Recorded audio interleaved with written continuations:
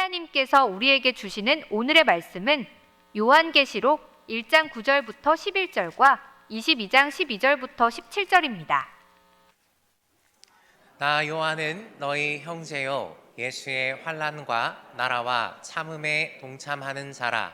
하나님의 말씀과 예수를 증언하였으므로 말미암아 반모라 하는 섬에 있었더니, 주의 날에 내가 성령이 감동되어 내 뒤에서 나는 나팔 소리 같은 큰 음성을 들으니, 이르되 내가 보는 것을 두루마리에 써서 에베소, 서머나, 버가모, 두아디라, 사대, 빌라델비아, 라우디게아 등 7교회에 보내라 하시기로.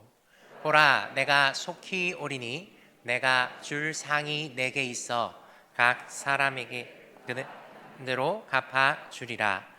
나는 알파와 오메가요 처음과 마지막이요 시작과 마침이라. 자기 두루마리를 빠는 자들은 복이 있으니 이는 그들이 생명나무에 나아가며 문들을 통하여 성에 들어갈 권세를 받으려 함이로다. 개들과 점술가들과 음행하는 자들과 살인자들과 우상 숭배자들과 및 거짓말을 좋아하며 지어내는 자는 다 성 밖에 있으리라. 나 예수는 교회들을 위하여 내 사자를 보내어 이것들을 너희에게 증언하게 하였노라. 나는 다윗의 뿌리요 자손이니 곧 광명한 새벽별이라 하시더라. 성령과 신부가 말씀하시기를 오라 하시는도다.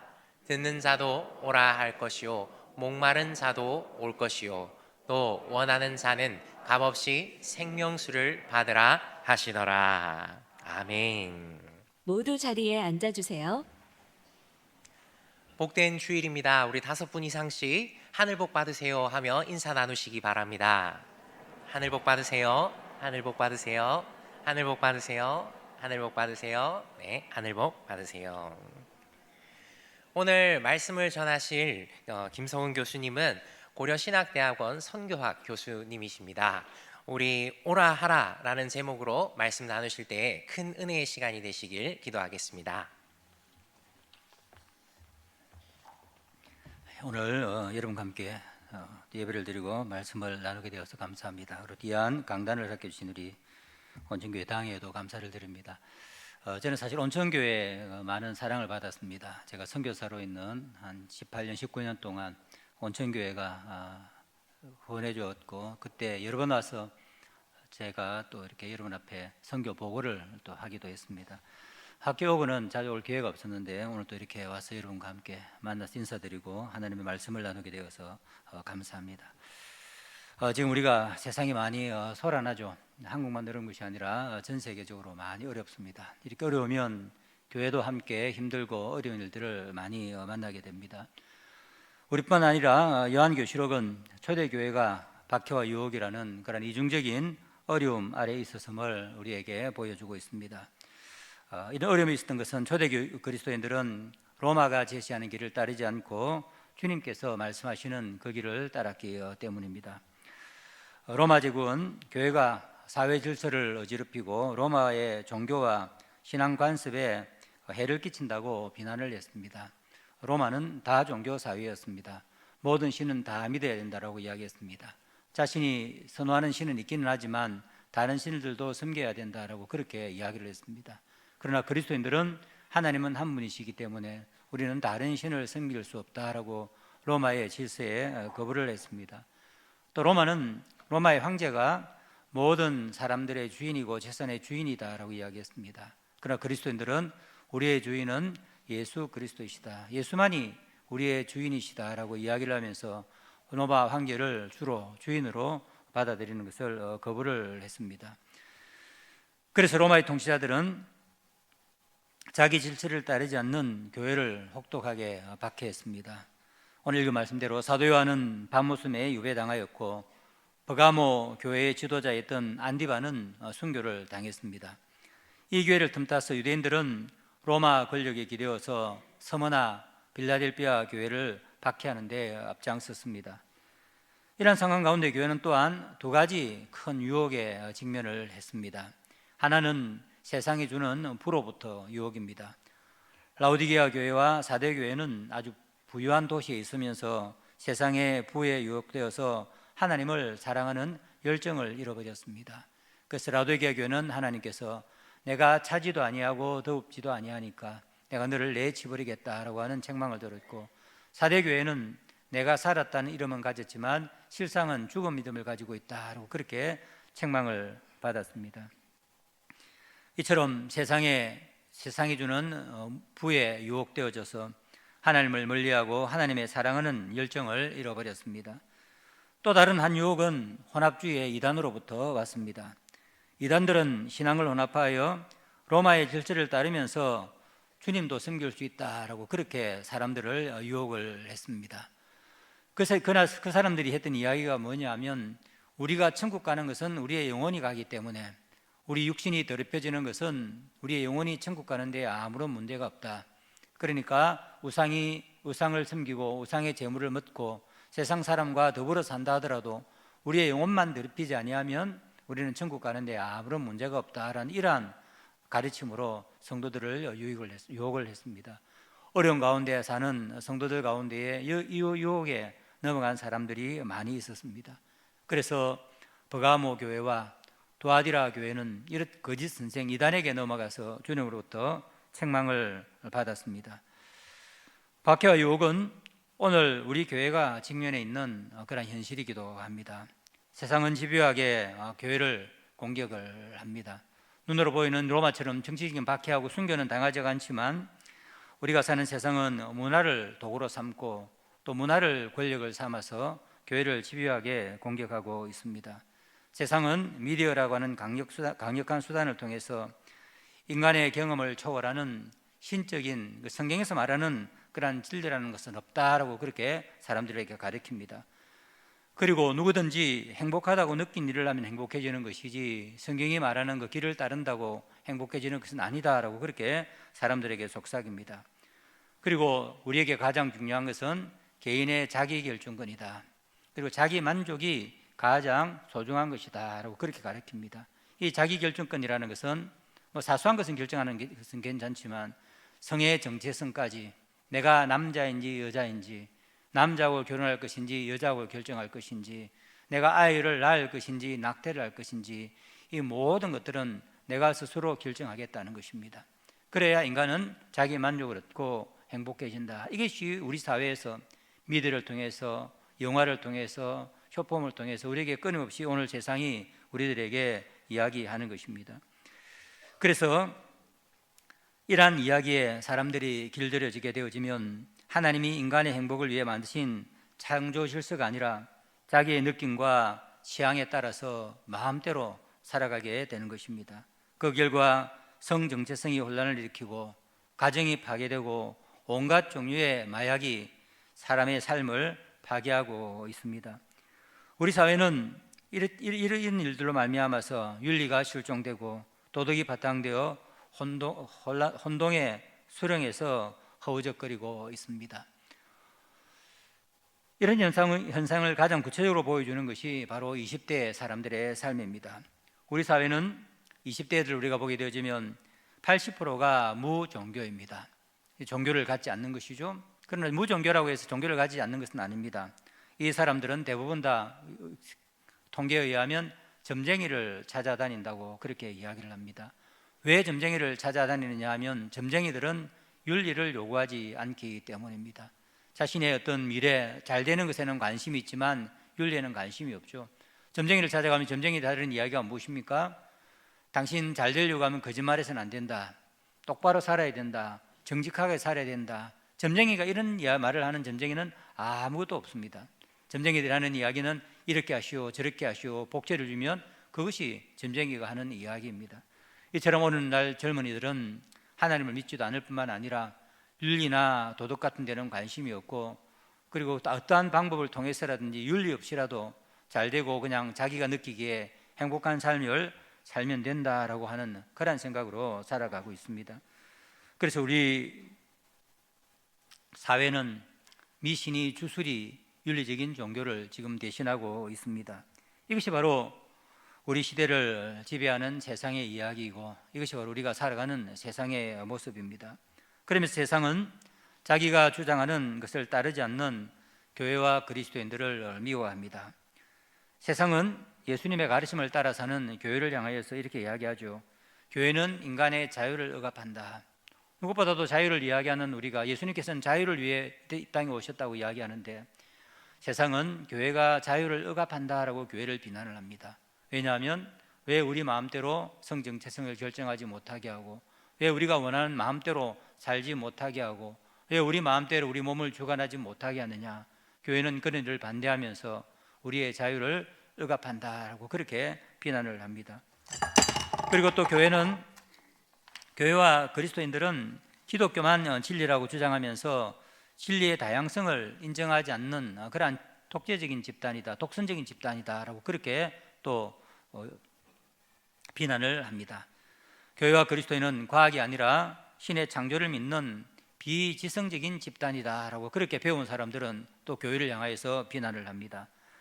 그리고 어떤 사람들은 교회는 예수만이 진리라고 전도하면서 종교 간의 평화를 깨고 그리고 갈등을 일으킨다라고 그렇게 또 비난을 하고 있습니다. 이런 시대를 살아간 그리스도인들과 이런 시대에 있는 우리 교회들이 믿음을 지키고 살아가는 것은 쉽지가 않습니다. 그래서 믿음이 연약한 사람들 가운데서는 교회를 떠나기도 하고 어떤 사람들은 믿음을 가지면서도 세상과 적당히 타협을 해서 살아가려고 합니다. 어떤 이들은 성경과 진화론을 혼합하려고 하고 또 어떤 이들은 모든 종교는 신을 찾아가는 과정이기 때문에 우리가 다른 종교를 인정하고 전도하지 말자라고 그렇게 주장하는 사람들도 있습니다. 어떤 이들은 성경이 문화를 해석하고 변화시키도록 하는 것이 아니라 문화를 성경을 해석하는 잣대로 삼아 성경의 진리를 훼손을 합니다. 이런 사람들에게서는 성경이 최고의 진리가 아니라 문화가 최고의 진리가 되는 것입니다. 이처럼 초대교회 성도들처럼 오늘 우리도 박해와 유혹이라는 이중적인 어려움에 직면해 있습니다. 이런 어려움 가운데 있는 우리는 어떻게 세상을 이길 수가 있겠습니까? 그리고 이런 어려움 속에 있었던 초대교회는 어떻게 이런 어려움들을 이겨내고 로마를 복음화하고 복음을 우리에게까지 전해 주었겠습니까? 바로 그것은 주님께서 이러한 환난과 어려움이 있는 교회를 향하여서 두 가지를 주셨기 때문입니다. 첫 번째, 주님은 사자를 보내어서 자신의 교회에게 증언하도록 하셨습니다.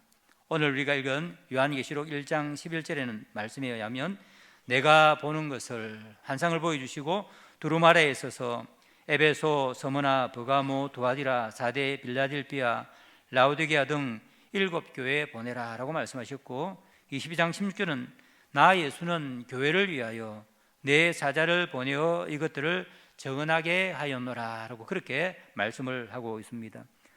예수님께서는 사자를 보내어 교회에게 증언하셨을 뿐 아니라 유혹과 박해 가운데 있는 교회에 종말의 교회가 얻게 될 영광을 또한 보여주셨습니다.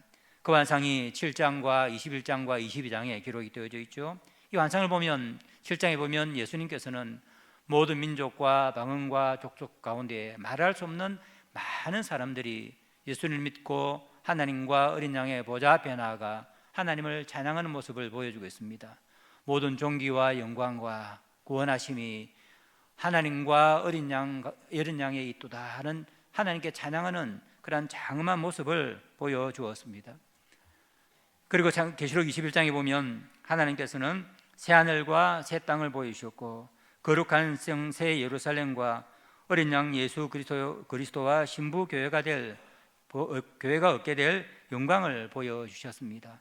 그리고 우리 개개인에게도 말씀하시기를 더 이상 사망이 없고 더 이상 애통하는 것이 없고 아픈 것이 없게 될 것이다. 왜냐하면 처음 것들은 다 지나갔기 때문이다 라고 그렇게 말씀을 해 주셨습니다. 고난과 유혹 앞에서 흔들리며 주님으로부터 책망을 받았던 이 연약한 교회는 하나님이 보여주신 이 종말에 일어날 환상과 하나님께서 말씀하신 이 말씀을 붙들고 로마의 박해와 세상의 모든 이단들을 이겨내고 로마에 항복한 것이 아니라 로마가 복음 앞에 나와서 순종하도록 만드는 것입니다. 오늘 주님께서 우리 주신 말씀은 오늘 우리도 두 가지를 기억하면서 살아야 된다라고 그렇게 말씀하시는데, 그것이 우리가 17절에 요약되어 있습니다. 하나는 바로 주님께서 내가 곧 와서 내가 보여준 그 모든 환상들을 이룰 것이다 라고 하는 그 약속의 말씀에 성령과 신부가 말씀하시기를 오라 하시는도다. 예수님을 향하여서 오라, 주님 속히 오십시오 라는 이 말씀과, 또 당시 그 말씀을 들은 사람들이 듣는 자도 오라 할 것이요 목마른 자도 오라 할 것이요, 옆에 있는 다른 세상을 향하여서는 바로 생명수를 주시는 예수 그리스도께 나오라 라고 하는 이 말씀입니다. 한편으로는 하나님 오시겠다고 하신 예수님을 향하여서 마라나타 주 예수여 어서 오시옵소서 라고 그렇게 간청하고 간구하면서, 세상 사람들을 향하여서는 목마른 자들아 다 나와서 예수를 믿으라, 와서 생명수를 마시라 하는 바로 그 말씀입니다.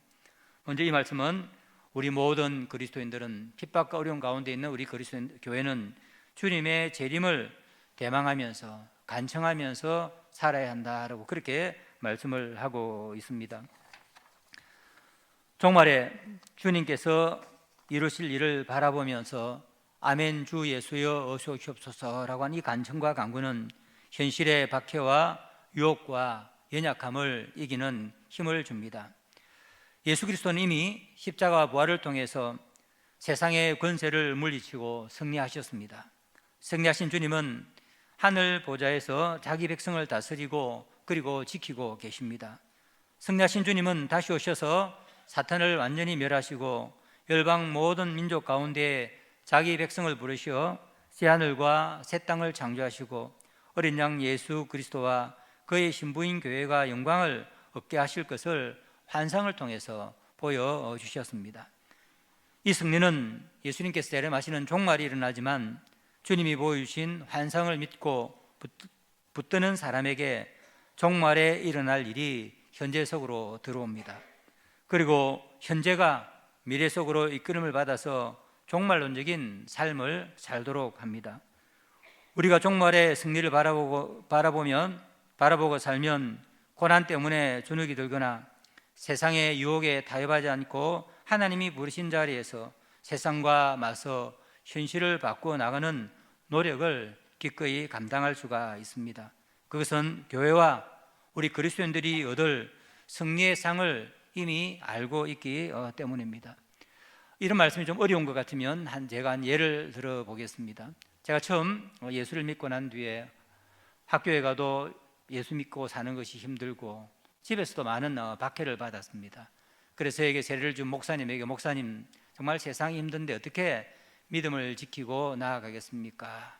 그러니까 그때 목사님 말씀하시기를, 예, 하나님께서 약속해 주신 종말의 영광을 바라보고 살면 됩니다. 그게 무슨 의미입니까? 물어봤습니다. 그때 한 이야기를 저에게 들려주셨습니다. 미국에 있는 한 청년이 있었습니다. 이 청년이 집이 가난했기 때문에 부자가 되는 것이 늘 꿈이었습니다. 한 100만 불 정도 모으는 거, 지금으로 하면 15억 정도 되겠죠. 15억 정도 모으면 인생이 행복해질 것 같아서 열심히 일을 해서 15억을 모으기로 했습니다. 그런데 쉽지가 않죠. 열심히 일을 하지만 좋은 직장도 없고 한 달에 100만 원, 200만 원을 모은다고 해서 평생을 모아도 15억을 모으기가 힘든 거죠. 그러니까 마음이 조급해지니까 일자리를 자꾸만 옮기게 되는 것입니다.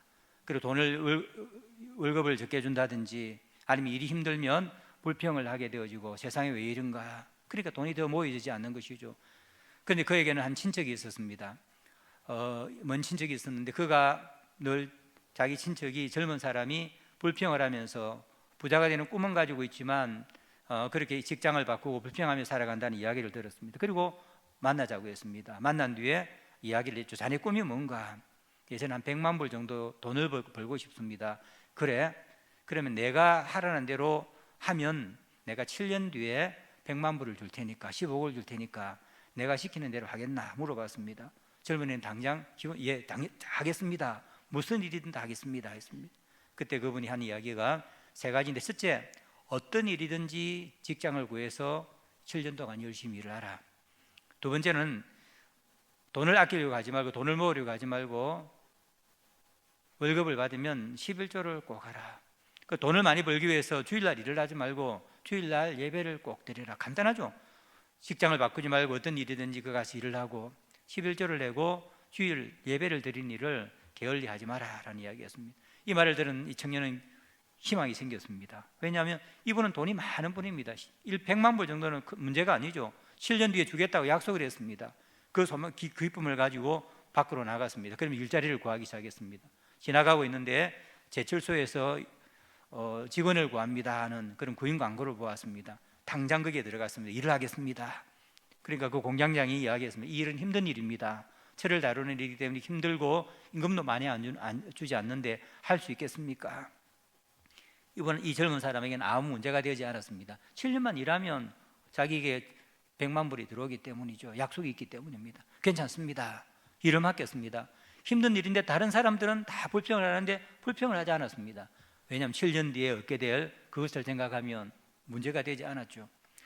그리고 다른 사람들은 한두 달 일하다 힘들면 떠나는데 떠나지도 않았습니다. 왜냐하면 7년 뒤 이 일 힘들지만 7년 뒤에 그런 일이 생기기 때문이죠.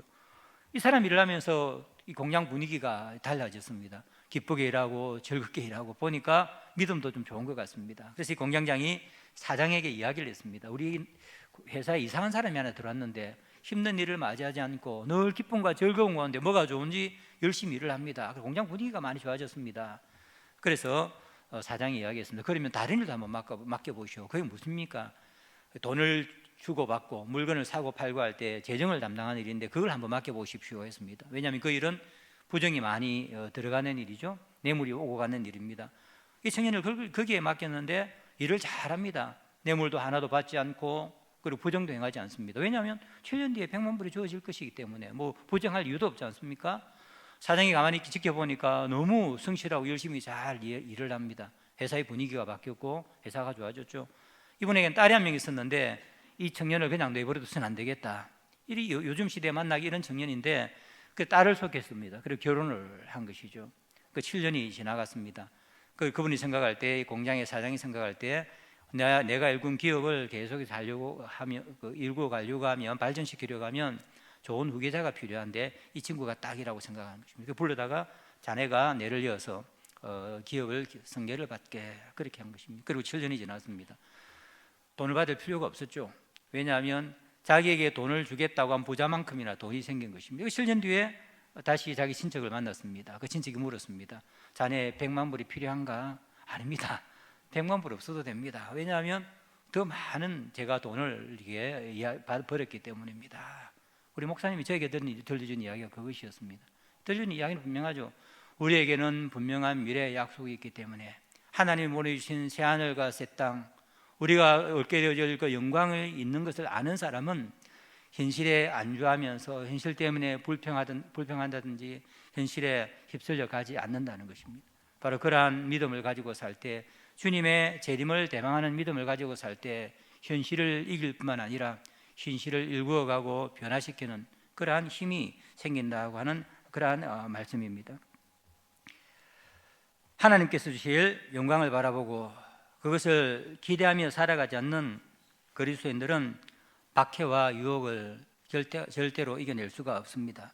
이런 사람은 세상의 눈치를 보고 세상이 주는 헛된 영광에 마음이 빼앗겨서 그것을 잡으려고 전근긍긍하며 살아갑니다. 이렇게 살아가는데 어떻게 세상의 박해와 유혹을 이길 수가 있겠습니까?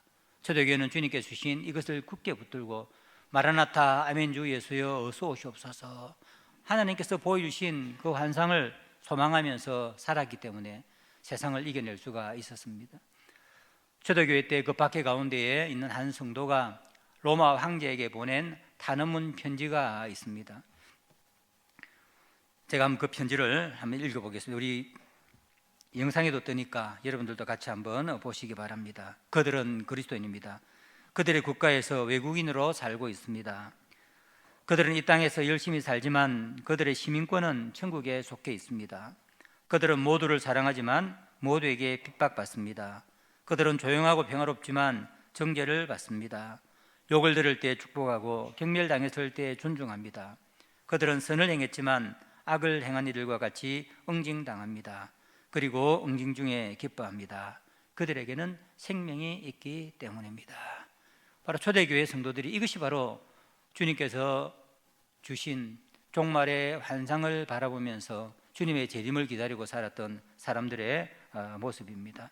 얼마나 담대하고 당당합니까? 이것이 바로 오소서라고 간청하며 주님의 재림을 대망하며 사는 그리스도인들의 삶입니다. 이러한 신앙과 삶이 그들을 박해하고 유혹하던 로마를 예수 그리스도에게 굴복하게 만든 것입니다. 오늘 우리는 어떻습니까? 여러분은 예수님의 재림을 대망하고 살고 있습니까? 예수님께서 보여주신 이 놀라운 환상, 그것을 늘 기대하며 살아가고 있습니까? 만일 우리가 세상에 빠져서, 그리고 세상에 우리가 속해서 세상에 주는 달콤한 그것을 우리가 바라보고 산다면, 그것을 갖지 못해서 안절부절한다든지 세상과 경쟁한다든지 아니면 세상과 타협하면서 우리는 결단코 세상을 이길 수 없는 그런 삶을 살게 되어질 것입니다. 오늘 말씀을 듣는 여러분들은 주님의 재림을 대망하면서 바로 초대교회와 같은 그러한 승리하는 삶을 사는 여러분들이 되기를 바랍니다. 두 번째 또 이 말씀은 우리가 주님을 향하여서 아멘 주 예수여 오시옵소서라고 주님을 대망하면서 살 뿐만 아니라 세상을 향하여서도 오라라고 초청하며 살아야 할 것을 말씀을 하고 있습니다. 듣는 자도 오라 할 것이요, 바로 주님께서 오실 것이다 하는 그 말씀을 듣는 자도 오라 할 것이요, 목마른 자도 올 것이요, 또 원하는 자는 값없이 생명수를 받으라 하시더라. 이처럼 주님께서 오실 것을 대망하며 살아가는 그리스도인들은 세상을 향하여 오십시오라고 초청합니다. 세상 사람들을 향해 목마른 자도 올 것이요, 또 원하는 자는 값없이 생명수를 받으라라고 우리는 초청해야 합니다. 그리스도인이 세상 사람들을 그리스도에게 초청하는 것은 그들의 목마름을 채우고 치료할 수 있는 것은 오직 하나님과 어린 양의 보좌로부터 나오는 생명수 분위기 때문입니다. 오늘 우리가 읽었던 말씀 22장 첫 1절 2절에는 이런 말씀이 있습니다. 또 그가 수정같이 맑은 생명수의 강을 내게 보이시니 하나님과 및 어린 양의 보좌로부터 나와서 길 가운데로 흐르더라.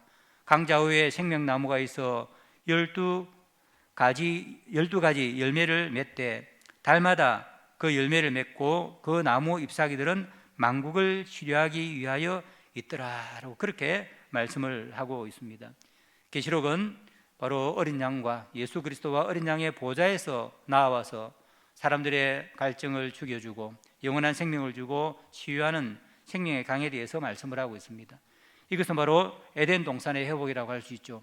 창세기 2장에 보면 에덴 동산에 대해서 말씀하시기를 에덴 동산으로부터 강이 흘러나와서 그가 흐르는 그 모든 것이 생명을 얻고 나무들이 꽃을 피웠다라고 그렇게 말씀을 하고 있습니다. 이것은 첫 번째 에덴입니다. 예수님께서는 새로운 에덴을 만드셔서 바로 에덴, 하나님이 거주하시던 그 성소, 하나님과 어린 양의 보좌로부터 온 땅에 흘러나가게 될 그 생명수를 주실 것이다 라고 그렇게 말씀을 하고 있습니다. 세상의 모든 사람의 영혼은 목마릅니다. 모든 사람은 마르지 않는 생수를 갈망합니다. 우리가 연약하고 우리가 병이 들고 우리는 인간들은 다 죽어갈 수밖에 없는 그러한 존재이기 때문입니다. 그러나 세상은 그것을 줄 수가 없죠. 세상도 우리에게 그것을 갈망하는 사람들에게 마시라고 물을 줍니다. 그러나 세상이 주는 물은 모두 다 소금물입니다. 세상이 주는 물은 마실수록 더 갈증만 일으키고 결국 인간의 영혼과 육체를 소멸시킵니다. 하지만 하나님과 어린 양의 보좌로부터 흘러나오는 생명수를 마시는 자는 참된 평안과 영원한 생명을 누립니다. 우리가 수가성 여인에서 그것을 볼 수가 있습니다. 수가성 여인은 예수님을 만나고 난 뒤에 자기 마을에 뛰어가서 사람들에게 자기의 목마른 영혼을 죽여줬던 예수님께 나오라라고 그렇게 초청을 했습니다. 우리는 이미 성령이 주시는 생수를 이미 맛보고 있는 사람들입니다. 성령이 주시는 생명수를 맛보고 하는 그리스도인은 세상 사람을 향해 달려가 예수 그리스도께 오라, 와서 그가 주시는 생명수를 값없이 받으라라고 초청하지 않을 수가 없습니다. 이것이 바로 우리 교회가 전도하는 이유입니다. 사람을 좀 더 많이 채워서 우리 교회가 부흥하고 교회의 세를 가시하기 위해서 우리가 전도하는 것이 아니라 바로 목마른 세상을 향하여서 그들의 마른 영혼들을 채워줄 수 있는 것이 바로 예수 그리스도의 생명수밖에 없기 때문입니다. 또 우리가 세상 사람들 향하여서 오라라고 초청하는 것은 또 예수님이 재림을 해야 예수님께서 보여주시는 그 모든 종말에 대한 환상이 이루어지기 때문입니다. 예수님께서는 마태복음 24장에 제자들에게 종말에 대해서 말씀을 하셨습니다. 그래서 제자들이 예수님께 질문을 했습니다. 예수님, 언제 예수님께서 재림하시고 하나님의 나라가 이루어질 그런 징조가 무엇입니까? 예수님께서는 여러 징조를 말씀해 주시면서 가장 분명한 징조를 하나 말씀해 주셨는데, 그것이 마태복음 24장 14절에 이렇게 기록되어져 있습니다. 이 천국 복음이 모든 민족에게 증언되기 위하여 온 세상에 전파되리니 그제서야 끝이 오리라. 다른 징조들은 시작에 불과하지만 끝이 오는 분명한 징조가 하나 있는데, 그것은 바로 복음이 땅끝 모든 족속에게 전파되어야 바로 끝이 오신다 하는 것입니다. 끝은 단순한 끝이 아니라 바로 요한계시록에서 보여줬던 그 놀라운 영광이 예수님의 재림으로 말미암아서 실현이 되는 것이죠. 그래서 예수 믿는 우리들은 목말라는 세상 사람들에게 와서 값없이 마시라라고 말씀할 뿐만 아니라, 우리는 세상 땅끝까지 가서 우리 주위에 있는 사람일 뿐만 아니라 모든 민족, 복음이 전거되어지지 않는 그러한 사람들에게 가서 복음을 전하고 있는 것입니다. 우리가 열심히 선교를 하고 우리 온천교회가 열심히 복음을 전하고 있지만, 여전히 전 세계 인구 가운데에 28%는 아직 복음을 듣지 못하고 있습니다. 아직 복음화율이 2% 미만인 6천여 개의 미전도 종족이 있고, 그 가운데 3천여 개의 종족은 한 선교사가 그들 종족 가운데 거하면서 복음을 전하는 사람이 한 명도 없습니다. 아직 유국의 사람들은 복음을 한 번도 들어보지 못한 상태에서 살아가고 있습니다. 우리 주위에도 예수를 믿지 않는 많은 사람들이 있습니다. 우리 그리스도인들이 20%라고 한다면 5명 중에 4명은 예수님을 믿지 않는 사람입니다. 젊은이들 가운데서 예수 믿는 사람들은, 종교를 가진 사람들이 20%고 예수 믿는 사람은 15%밖에 없습니다. 우리는 예수님의 재림을 대망하며 이 사람들을 향하여 영혼의 목마름을 채울 생명수의 근원이신 하나님과 어린 양에게 오라라고 초청하는 일을 계속해야 하는 것입니다. 우리 온천교회가 봄에도 전도 행사를 하는 것은 여러분들이 사람들을 오라라고 초청하는 일을 돕기 위해서 그 일을 하는 것입니다. 이처럼 예수님의 재림을 갈망하고 속히 예수님께서 오십시오라고 간청하는 사람들은 주위에 나아가서 예수께 오라라고 그렇게 전도하지 않을 수가 없습니다. 침묵으로는 세상을 이기지도 세상을 변화시키지도 못합니다. 예수 그리스도의 복음만이 세상을 이기고 예수님의 재림만이 타락하고 저주받은 이 땅을 변화시켜 새로움과 새 땅으로 만듭니다. 이제 말씀을 마무리하려고 합니다. 하나님이 보여주신 미래를 붙들고 사는 사람은 박해와 유혹 앞에서 뒷걸음질하지 않습니다. 타협하지도 않습니다. 하나님이 보여주신 미래를 붙들고 사는 사람은 내가 진실로 속죄오리라는 주의 말씀에 마라나타, 아멘 주 예수여 어서 오시옵소서라고 간청하며 세상을 향해서는 그리스도에게 오라라고 힘차게 복음을 전합니다. 위로 주님을 향해서는 오십시오, 이 땅에 다시 재림하여 오십시오. 옆에 있는 이웃을 향하여서는 예수 그리스도께 오라라고 하는 이 오라라는 말씀이 세상을 변화시키고 핍박과 유혹 가운데 있는 교회가 세상에서 승리하도록 만듭니다. 오늘 여러분들도 이 말씀을 들었으니 주님의 재림을 대망하며 기도할 때마다 아멘 주 예수여 어서옵소서 간청하는 여러분들이 되기를 바랍니다. 그리고 주위에 있는 사람들에게 땅끝에 있는 모든 사람들에게 오라, 와서 주님께서 값없이 주시는 그 생명수를 마시라라고 전하는 여러분들이 되기를 바랍니다. 이처럼 우리가 하나님을 향하여서, 주님을 향하여서, 세상을 향하여서 오라라고 외칠 때 초대교회가 그랬던 것처럼 우리도 세상에 굴복하는 것이 아니라 세상이 주님 앞에 나와서 굴복하고 믿음의 승리를 얻는 그러한 복된 우리들이 다 될 것입니다. 이런 승리를 얻는 여러분들이 다 되기를 바랍니다.